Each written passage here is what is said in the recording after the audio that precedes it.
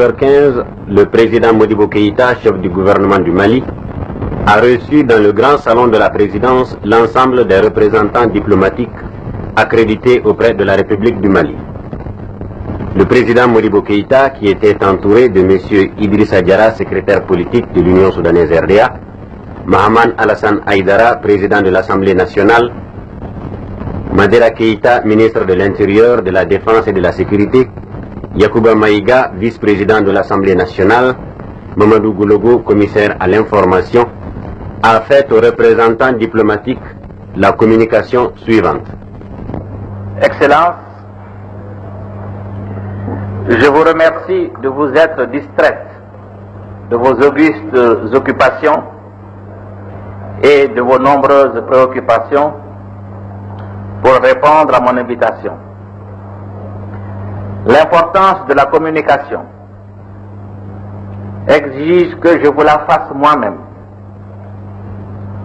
À l'heure qu'il est, l'ambassade de France en République du Mali est informée par mes soins de la décision de mon parti et de mon gouvernement de voir la France évacuer les bases militaires de Bamako, de Kati, de Gao et de Tessalit, qu'elle occupait du fait des accords franco-maliens signés à Paris le 22 juin 1960 entre elle et la Fédération du Mali et qui deviennent caduques après les événements du 19 au 20 août 1960 et l'acte de reconnaissance par la France du gouvernement du Sénégal.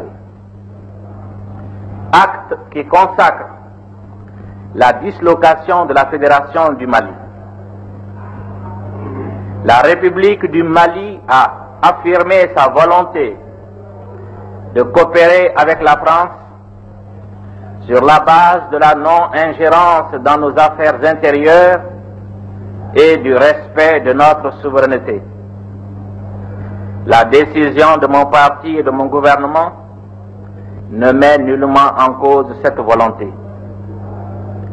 Elle est l'expression de notre conviction qu'à moins d'abandon volontaire de souveraineté de la part d'un État jeune ou d'accords particuliers dans le domaine de la défense, les troupes de l'ex-puissance coloniale ne peuvent stationner sur le territoire de l'ex-colonie aux côtés des troupes du jeune État. D'autre part, le peuple du Mali, l'Union soudanaise RDA et le gouvernement de mon pays ont toujours affirmé leur option en faveur de la politique de non-alignement sur l'un ou l'autre des deux blocs. Cette attitude est en contradiction avec la présence sur son territoire des troupes d'une puissance étrangère à laquelle ne le lie aucun accord et qui, d'autre part, est engagé dans le pacte militaire d'un bloc.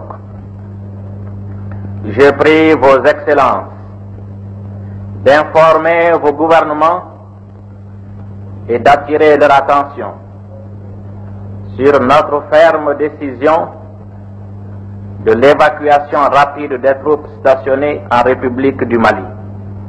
Je vous remercie.